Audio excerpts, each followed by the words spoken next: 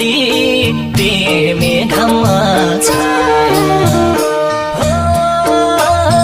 भन्ने गर्थ्यौ निष्ठुरी तिमी घाममा छाया आउँदो रहेछ सम्झना त